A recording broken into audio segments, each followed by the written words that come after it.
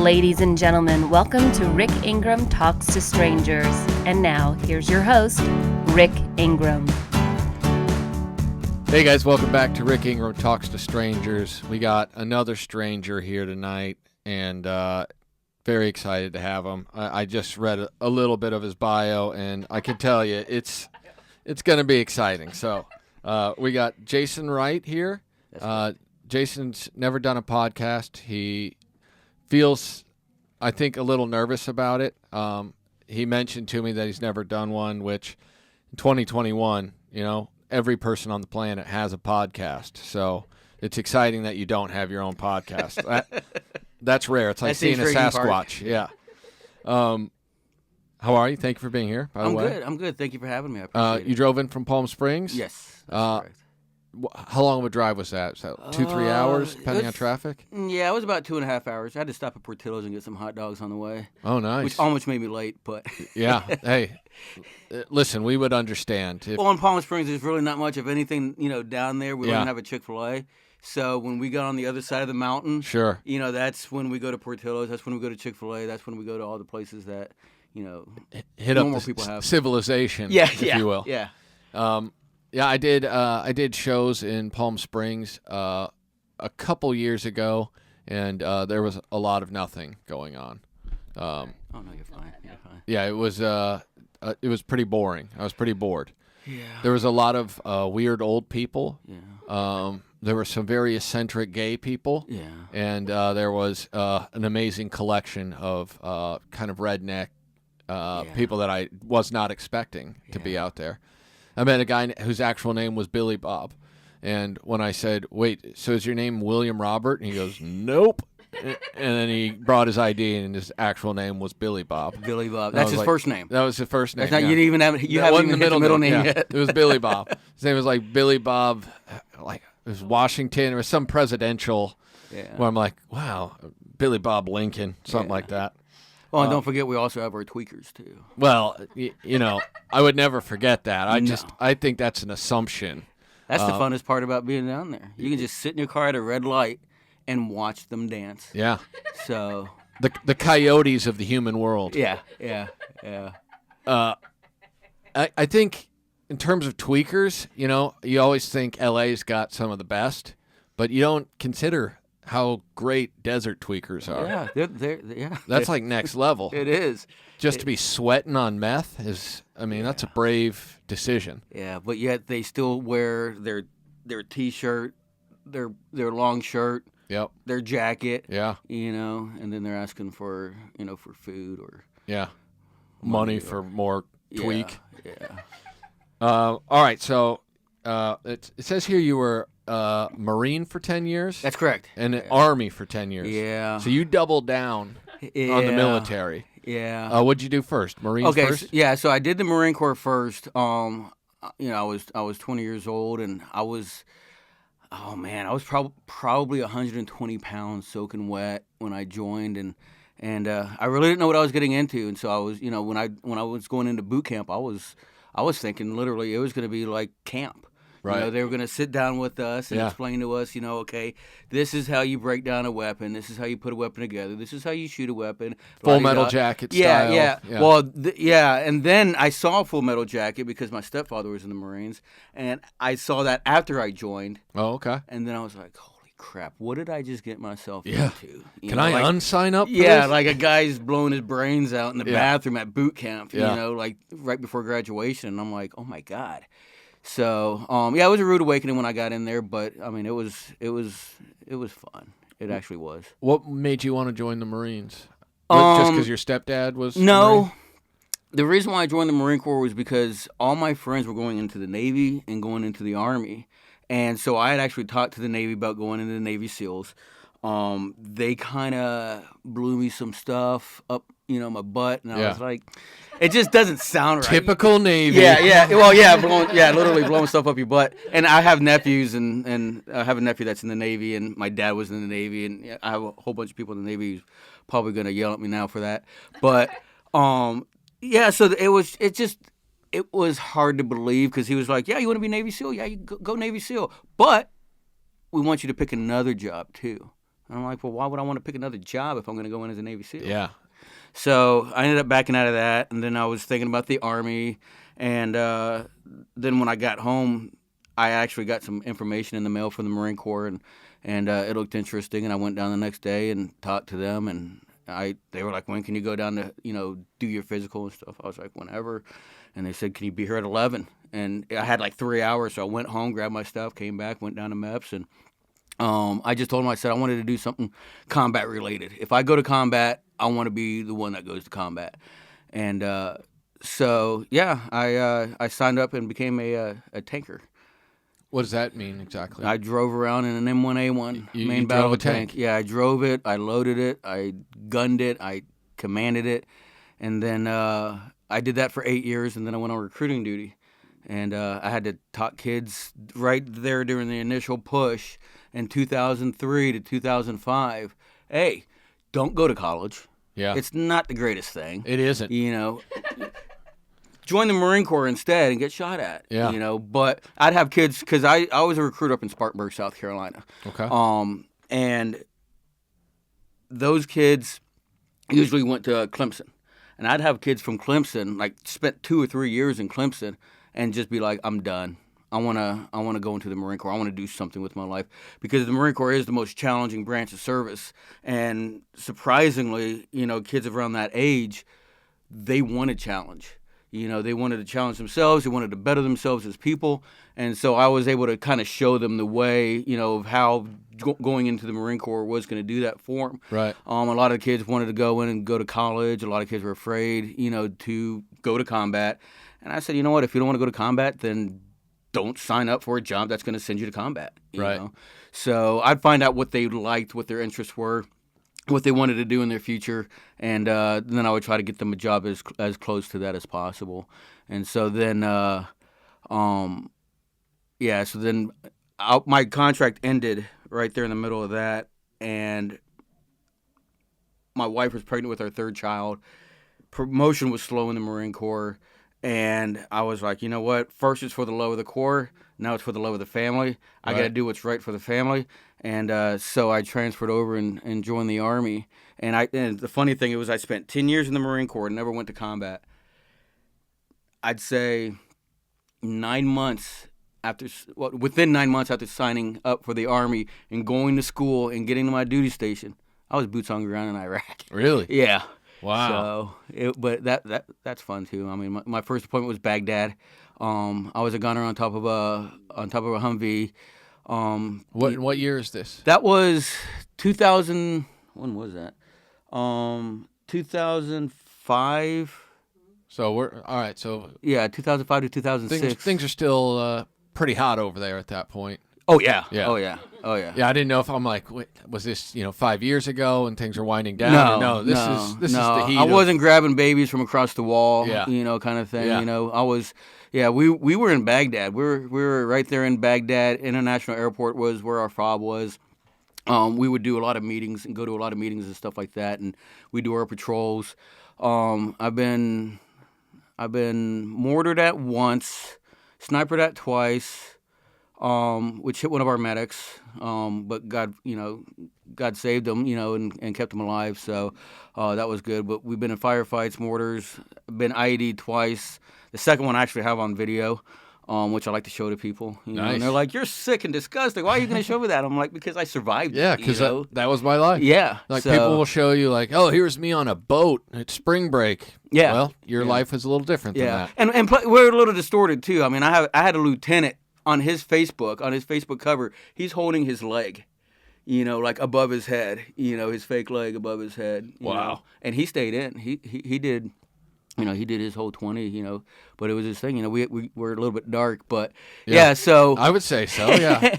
Yeah. So my first deployment was Baghdad. My second deployment, I was actually attached with Joint Special Operations Command, and so all of Iraq was our area of operation, and so we got to hang on the side of Blackhawks, inside of Chinooks like you see in the movies and stuff like that. So now that's put the burden on me to where I sit there and I can't really enjoy a movie, but at the same time I kind of like to brag, Sure. So I'm telling my wife and kids, I'm like, you see that right there?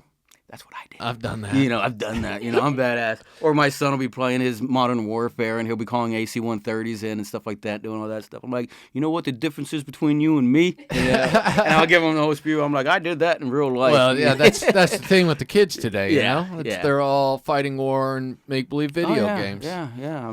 They survive every day. Did your Marine buddies give you a hard time when you switched to Army? They still give me a hard time. Yeah, my grandpa was a Marine in Korea, and he got shot 3 different times before he couldn't serve any longer. Yeah. And he died in the mid-90s, and he was still talking shit about the other branches of military. Oh, yeah. At that point. I mean, I was like a 4th grader or a 3rd grader or something, and he'd be like, well, the problem, Navy, you know what the Navy is? And I'd be like, yeah, they're boat soldiers. He was like, the Navy is just a ride. Yeah. That's what he always they're told our me. taxi. Yeah, he's like, oh, okay. Yeah, and it was funny because, going to tank school was at Fort Knox, Kentucky.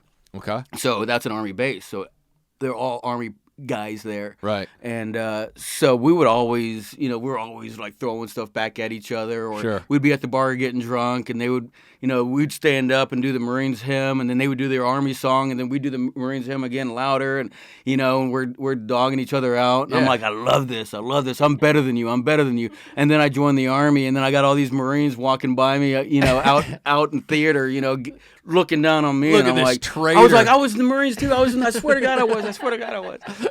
But yeah, I have my buddies on Facebook. Every 10 November is the Marine Corps birthday, and we flood, Facebook, right? With our, happy birthday Marines, and I get a couple of my Army buddies that forget that I, initially was in the Marines first, and for the first 10 years of my, pretty much my creation of who I am and what I've become, so when I go and I say happy birthday to my Marine buddies, then they get all upset. And I've actually had friends defriend me. Army friends? Yeah, my Army friends defriend me because I show more pride towards the Marine Corps than I did in the Army. But I have a Army, a buddy that was in the Marine Corps, retired, I think he was a master sergeant or master gunny, and he was in the Army first. And then he transferred over to the Marines. He transferred up. Yeah, he transferred up. Yeah, well, I didn't say that, you did. But so I'm a coward. I can say whatever I want. So now he's out there, living the life. He just did the opposite of me. But I tell everybody, I say, the money's green. So on the first of every month when I get paid, it's not any greener, from the Marine Corps than the Army. And it still works at every place I go to when I go to buy something. So absolutely, I'm happy. My bills have no problem collecting my money. That's great. So yeah. What did you do in the Marines? Tanks. Oh, that's right. Yeah, tanks. And then in the Army, I was a forward observer. Okay. So I transferred over and I called in artillery and airstrikes. Oh, cool. All right. Worked up little packages and stuff like that. So nice. Yeah, when I see on the news, about the airstrike that they did in Afghanistan that killed the 5, I think it was like 5 children, and then the aid worker, and then the Army general comes out and he's like, it's a shock to us. We're gonna invest it. I'm sitting there going, I know the hours of workup it takes just to send that stuff up, and then to sit there and look at it and watch them, because we would have people go into a building and our time would start right there, right? And so we'd have to sit there and watch them, and we'd build up a package and doing all that stuff. We're setting it up to hire, and anywhere within that time where that comes back down and says go ahead, somebody else comes in, that time starts over again. You have to actually identify weapons in people's hands. Right. I mean, I've literally, done these packages. I've had to send it up, with photos and stuff like that. So the fact that happened still blows my mind. When you say send up a package, what does that mean? That's like the information? Yeah, all the information. Who's there? Yeah, who's there, what we're trying width and the length of the building, right. The distance from one building to another building, because now you have to know which bomb to use. Right.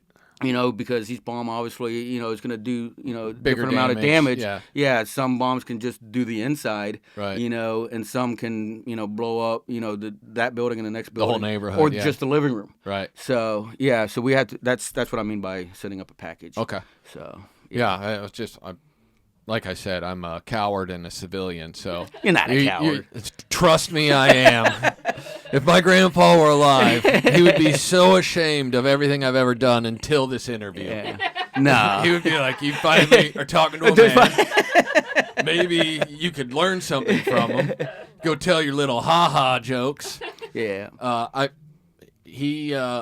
My grandpa was, his name was Dick O'Brien, and he was a real man, if you will. And I remember I did comedy in the probably about the same time that you were being deployed to Iraq. It was like 2005-ish. I was doing my own tour of duty, opening for Pauly Shore. Oh. And we were in Wichita, and a bunch of my family drove from Kansas City to come see me in Wichita. And they brought my grandma, who was like the sweetest, nicest old lady. Yeah. And she watched me, and I was doing filthy jokes, and I was talking about just horrible sex things and stuff that I thought was funny. And afterwards, I was like, hey, sorry, some of my set was kind of dirty. And she was like, oh, it was great. You reminded me of your grandfather. I'm like, no, that kind of disturbs me. But, so yeah, it's, he would definitely be like, this is what you chose to do with your life. And I'd be like, yeah, I got nothing. I'm a weak man. But, but you know what? The greatest thing about my time in the service was actually, obviously, retiring, but was the fact that my two oldest sons went in the Marine Corps. Oh, they did? Yeah. So how old are your kids? Okay, so the oldest one is 26 now. How old are you? I'm 46, I think. Okay, I like that. Yeah, you were a little more sure about your child's age than yours, which lets me know where you rank the importance of things. Yeah. My oldest son's 26. He's now a civilian contractor with the Navy down in Virginia, and then my middle son, Everett, he's 22. Okay. And he was an MP in the Marine Corps, and he's out now. He's down in Palm Springs right now, trying to figure out what his next step's going to be. Next step in life. Yeah. And then I have a 16-and-a-half-year-old who's a junior in high school. Okay. So we're getting him behind the wheel for the first time. So, but he's not the military type guy. No. He's an outgoing kid. He's probably going to go veterinarian side. Okay. Or maybe even like a ranger, a park ranger or something like that, because he loves nature and animals and stuff like that. Well, if he goes veterinarian, then you could say all your kids are vets, which is... Yep. And I used to think that, too. I used to think that back in the day, like, hey, veterinarians are vets, too. When I was a little kid, I didn't know what a military veteran was, and when people would say, oh, he's a vet, I'd be like, that's so cool. He takes care of dogs and stuff. Yeah. And then some of the times, like, I remember meeting someone who was a friend of my grandpa's, and they're like, yeah, he's also a vet. I'm just like, wow, this dude is hardcore. I can't even imagine him taking care of animals. And he's like 80. Yeah, he was, man. Yeah. All right, so that's cool. And where were you from originally? Well, that's kind of a long story, too. I'm originally from San Jose, Costa Rica. Okay. So, I was born in San Jose, Costa Rica, abandoned by my mom at about a year and a half, and then adopted by my adopted mother and father shortly after, and then brought to the United States at about 2.5. So in 1977. And we moved they lived in Georgia, so all of our documents, all of our paperwork, all my paperwork, all that stuff is Georgia. Georgia Social Security card, right? Georgia birth certificate kind of thing. So American parents. Yeah. Oh, yeah. Straight American parents. My dad's from Grosse Pointe, Michigan. Nice. And my mom is from Mount Holly, North Carolina. Okay. And my mom was just a little old Southern girl, related to Daniel Boone, like that country. Yeah. I'm dead serious. She's related to Daniel Boone. Okay. So you were raised by people then who have heroes in their lineage. Yeah. Oh Okay. yeah. And then like my dad, even though he was from Grosse Pointe, Michigan, his dad was French Canadian. His mom was German, Irish. So growing up my whole life, my dad was an asshole. Yeah. Yeah. So As then they tend to be. yeah, and then when he drunk, he was even more of an asshole. So that's the German side. 'Cause Yeah. The Irish, when they get drunk, actually get nicer. Oh yeah. But the Germans, they just get more German. Yeah. And Yeah. that is not a compliment if we have any listeners in Germany. Yeah. So to the point that I haven't talked about that since 2009. Wow. But yeah, that's a whole nother story. Yeah. But yeah, so I grew up in Georgia most of my life until I grew up in Georgia until I was 13 and a half, and I told Sarah that I had moved to Idaho, Bonners Ferry, Idaho, which was I saw that. Yeah, there was a boarding school up there. It was an emotional growth school. Right now, all my friends are going to love this part because a lot of my friends, They were also emotionally growing. Yeah, and they had gone there and stuff like that, and they're probably not in their head like, oh Christ, what are the stories going to be now? Because First of all, what did you do to get sent to emotional growth school? I did nothing. To be honest with you, I did nothing. It was okay. So my dad and his brother and his father, they owned 2 industrial businesses in Tucker, Georgia. Okay. One of them was Tucker? Tucker, yeah. Tucker, all right. Yeah, good old Tucker, Georgia. And one of them is called Dixie Diamond. They manufactured diamond blades, for like Saws and industrial drills exactly. and stuff. Yeah. Yep. So they did that, and then they had Flux Motor Hose, which was industrial braided hoses for industries and stuff like that. To transfer fluid. So he was always traveling, doing that stuff, and my mom couldn't handle me as going into my teenage years, so she sent me to my dad.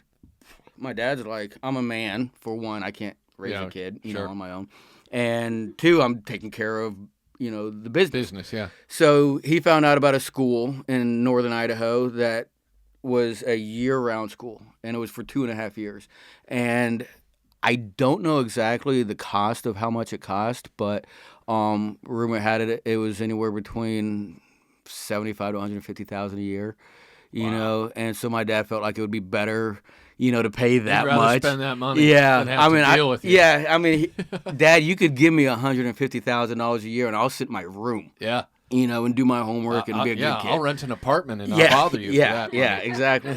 So I ended up going there, but he ended up telling me that he had to do a business trip, and he wanted me to come along, and he bought me a first-class ticket, to Spokane, Washington, and we flew in, and we drove up the next morning, and as I'm walking up the stairs with the staff and the faculty member, I look back, and my dad's getting in his car and driving off.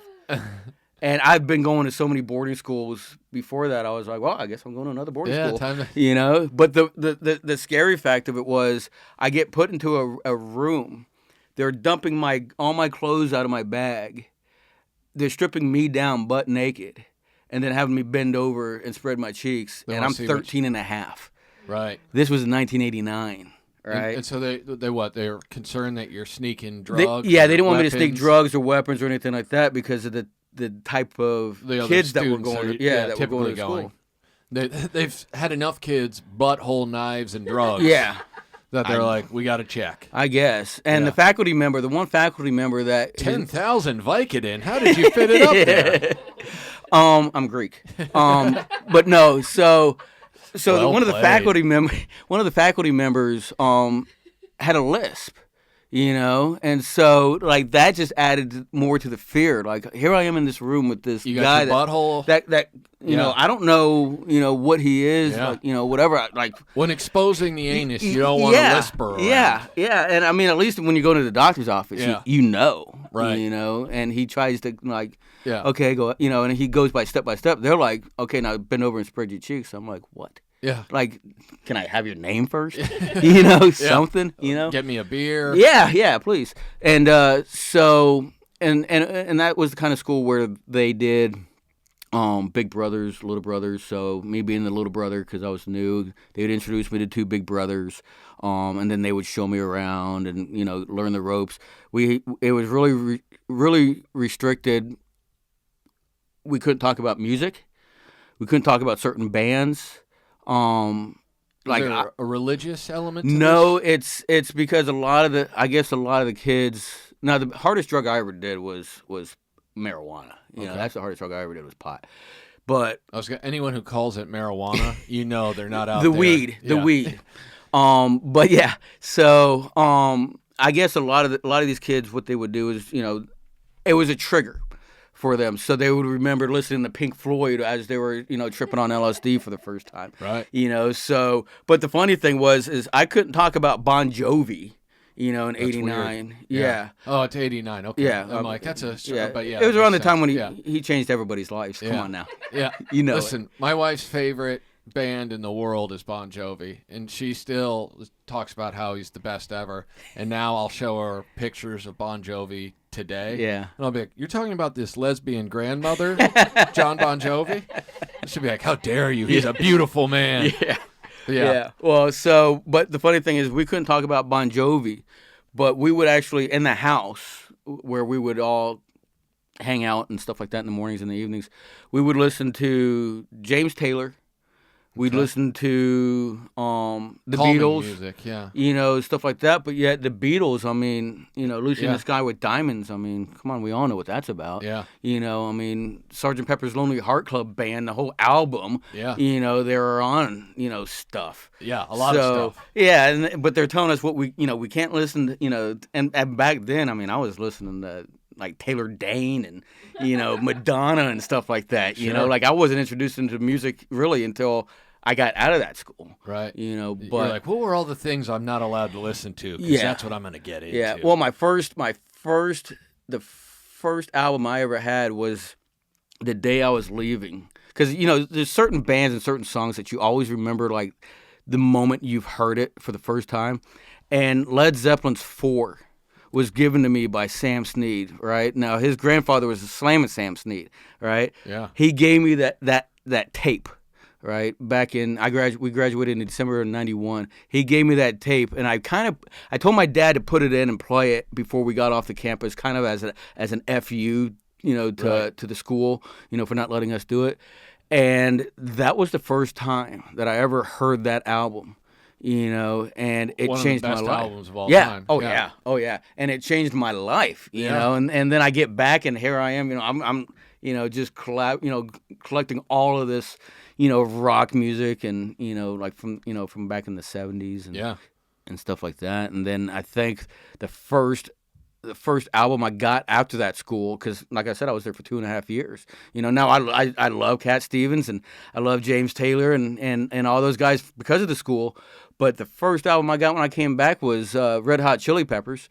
The Blood Sugar Sex Magic. Blood Sugar Sex Magic. Yeah. Yeah. Great album because too. Yeah, and that was my first one. And I listened to that my whole rest of my sophomore year. Yeah. So, but yeah, it's funny, but yeah, it was a messed up school because you would go Mondays, Wednesdays, and Fridays. You would have rap sessions, and you would go into a room. Probably if you knock out all the walls in here, and out there, and you make it in one room, and you have a circle with about 10 to 12 chairs in it. And I could have, I could request you in the rap, I could request Sarah in the rap, and because I have beef with you guys because you said something mean to me one day or whatever, and you said you said Tupac's name, and you can't say his name, so I'm gonna go get you in trouble. And we would sit in this circle, and they'd be like, all right, who's gonna start? And then you would get somebody who would get up, like your friend next to you, get up and walk across from you. You're like, oh, crap, am I going to get yelled at? Yeah. And then he would start yelling at me about something that I did, And so this is just to basically force accountability. Following the rules of the school. Yeah, forcing accountability. And when you have something on your chest, don't hold it. Let it go. Sure. Let it go as soon as you're able to. Obviously don't do it right there in the house or, Yeah. at the wood corral or wherever because, but yeah, so we would have to do that. And then they were doing, the counselors would be like, so like, let's say I was getting yelled at, which I actually did because I started working out at that time, and I got into shape. And one of my friends who was overweight was jealous that I was in shape, and he started to yell at me, for being in shape and because I'm flexing and stuff like that at the pond and stuff like that and whatever, and so then the counselors would be like, okay, so why, tell me why, and they would find out the need behind the need of why does this trigger you. Right. Why is Jason working out triggering you? And then you come to find out that it's because, growing up my whole life, my parents used to call me fat, or whatever, or my dad passed away when he was in his 40s or 50s from being overweight. Now I'm following in his footsteps, and I'm making me insecure, and Right. and then they would start crying and screaming, because then they're screaming about their dad. They're like, yeah, that's right, let it out, Right. And here I am, I'm sitting here because my dad was traveling, Yeah. and I'm hearing kids talking about, having like a drug addiction, up to, rape and molestation, to heavy drug use and stuff like that. And snot's coming out of their nose, and they're yelling and having, like their moment. And they would have them, hit pillows and Right. and stuff like that. And I'm like, oh my You're like, God. my dad's just busy. Yeah, my dad's, yeah, exactly. Exactly. So, yeah. I almost murdered someone on drugs. My dad had to work, so Yeah. I'm here. All right, well, we're gonna stop for a second. Okay. We'll bring Sarah in, and Okay. then she's gonna ask some follow-up questions and delve a little deeper into some things Okay. that she noticed. So we'll be right back. Say hi to everyday people. All right, guys, we are back. Sarah is here. We're about ready to have some Georgia country style hoedown, I think. I'm not 100% on what exactly is going to happen. There's going to be some moonshining, I'm guessing. We already celebrated the Braves winning Okay, fair together, enough, yeah. which is like the That's most. right. But we were in Iraq at the same time, so I wanted to talk to you about that. Awesome. Did you know that I was there No, I performing didn't. in 2005? No. Yeah, so that's when I was there right after Saddam was captured. Okay. Yeah. So that it was like, and we went to Biop. Did you Yeah. perform for Saddam? I did, yeah. He was my biggest, no. Right before they pulled the floor out? And He told me where all the WMDs were. I knew it it. was really great. I still hold that secret today. mission accomplished. Where his last stand-up was. Yeah. Yes. So he was alive when I was there, but he had Okay. just been captured. Yeah. They found him in the hole. Yeah, they found him in a hole. Yeah, with American money. So anyway, I guess you said you were at Baghdad International Airport, Mm-hmm. which they call Biop, and you were in the Army at that point? Yeah. Oh, nice. So what is your favorite MRE to eat? Oh my Lord. Do My you know favorite. what an MRE is? No, I have it's no a idea. meal ready to eat. So okay. it's like This is like astronaut It food? does not expire. Yeah. They don't expire. Got it. It's food that does not expire. That's frightening, and at the same time, just frightening, actually. So what? Yeah, what are the options? First of all, Oh my God. what's the worst one? Well, they had one called I think it was. I'm picturing like petrified Salisbury steak. That's everything's petrified. Yeah. But I don't remember if it was 4 or 5, but it was called the 5 Fingers of Death. And Yum. That's not what it was called. yeah, the hot dogs. The Oh. little hot dogs. They had the little. Oh, I didn't eat any of those. Yeah, and you opened it up, and it was like, when you open up a Vienna sausage can, it has that gelatin in it. Yeah. It was like that. Ooh. But yeah, it was gross. Nothing but the best for our soldiers. No. But chicken tetrazzini was my favorite. Okay. Chicken tetrazzini. And what was funny was before I went on recruiting duty, the MREs were pretty much okay. And then I went on recruiting duty, and then, like I said, then I transferred over to the Army, and then they had a whole new MREs. and they had I can't remember exactly the MRE food that they had. A lot of the same stuff, but you would have milkshakes. Mm-hmm. They had milkshakes in them. And the first time I ever saw that, I was like, oh, my God. And I told all my guys, I was like, if you don't like the milkshakes, give them to me, give them to me, give them to me. Yeah. And the kids, they were already tired of it by that time, so they'd throw me their milkshakes, and I'd be sitting there just pounding their milkshakes. And the next thing I know, I'm running to the Porta-John, because, too many of those isn't good. But, Yeah. But, yeah, I'd There say might have been some chemicals in them. Yeah. But I'd say chicken tetrazzini was Chicken tetrazzini. Yeah. Okay. And then when you were in the Army, so you were doing a different duty. So when you saw people driving tanks, were you like, they're doing it wrong? No. When I saw them driving the tanks, I was like, man, that's supposed to be me. That's what I thought I was going to be doing. Yeah, I was like, that's supposed to be me. I'm supposed to be in the tank, but when you joined the Marines, that was like the mid 90s. Yeah, 95. So there were no major combats going on at that point. No, 95, nothing happened, and then 98. I want to say 98 was Kosovo. Yeah, I was about to say. And we were all on standby actually. With that, and we had a flight actually heading halfway there, and then they were, like Saddam wouldn't let, people in, the UN in. So then he finally said, okay, you guys can come in after he moved stuff around. He said, okay, you guys can come in, and then our flights would turn back around, and and then we would be finally out of holding. But everywhere we went, we had to call them and let them know, hey, we're going to like in 29 Palms, it takes 45 minutes to get to the Walmart or the Kmart over there, and so we'd have to.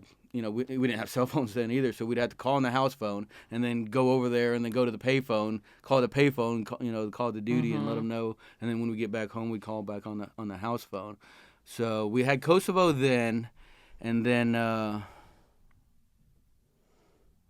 don't think that there was anything. Really then it just became because Desert Storm was way 91, before. Yeah, so it was like not too. Do you? I was going to ask you about ISIS. Just keep it light. Yeah. What do you think about those guys? I think Bad dudes, huh? Yeah, they got a temper. Yeah. They got a temper on them. They're just organized. Yeah. Because they have Facebook. But I guess like when I was there, it took us forever to get there because we had got stuck in a sandstorm on a multinational forces camp out near the Ziggurat, which was like, I can't remember where. And we went to Camp Freedom Rest, which was like the vacation camp that a lot of the soldiers and Marines would go to. It was like, it had a pool. So like pretty when sweet. you got 3 days off, instead of going anywhere else, you could just go to this like kind of like luxury camp and unwind. Was that in Iraq or in Kuwait? That was in Iraq. Okay. Yeah. We started in Kuwait and drove in. How did you like Kuwait?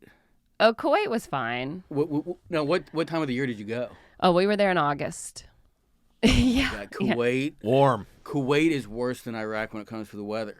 Really? Yeah, because Iraq is further up north. Mm-hmm. And Kuwait, we would go down there. Now, we had a full battle rattle on. We're out there going to the rifle range and stuff like that. We're losing 10 pounds just water weight, standing there. Yeah. Yeah. And I hated it. And so when my first two deployments was, like I said, in Iraq, and then my third one was in Kuwait, was in Afghanistan.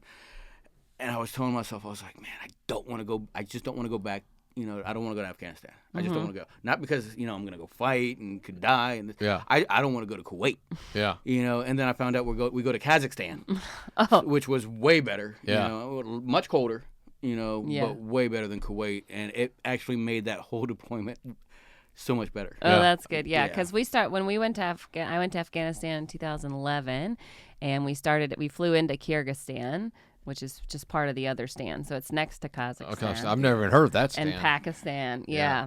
They don't like us there. Is that right? Not in Kyrgyzstan, and everything's Me negotiable. specifically? They were selling, our podcast. They hate it there. That's some bullshit. They were selling, when you go to the farmer's market or like a taco place and they have like the watermelon agua frescas in those giant drums. Sure. So they had horse milk in those with a ladle, and they were like selling it on the side of the street. It was fascinating. Honestly, it's been a while since I had a good ladle of horse milk. Yeah.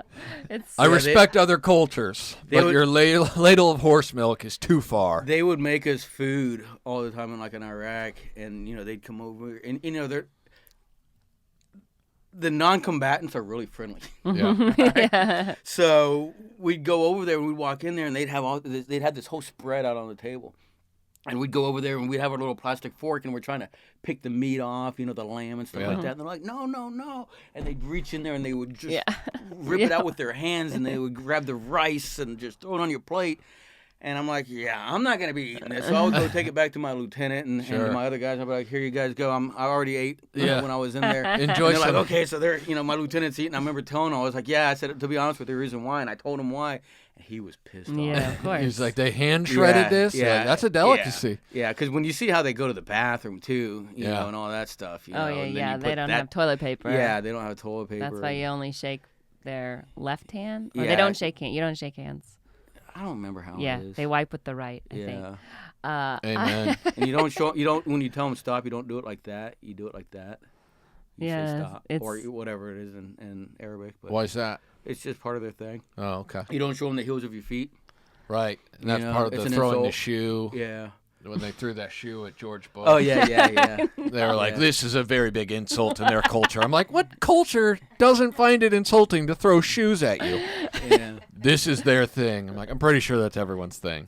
Do you have a fondest memory of your time in Iraq Ooh. besides leaving? Or like a funniest moment or like something that... Wow, no. Worst I mean, I don't The want to worst hear the memory word. was when I got blown up. Yeah. Did you get to see any comedy? Did any comedians ever Yeah, come Dane through? Cook showed up. Dane Cook Unbelievable. showed up. So that was the worst part. Yeah, of, yeah. Iraq. That guy was funny. He was really big at the time. Yeah, Yeah, that's like He saw- MySpace. he saw a soldier that got his eye, and he just went to town on her, and we were just laughing. But that was when he was doing the thing about sitting up on top of his refrigerator and perched over. Yeah. And he used that. But yeah, we saw.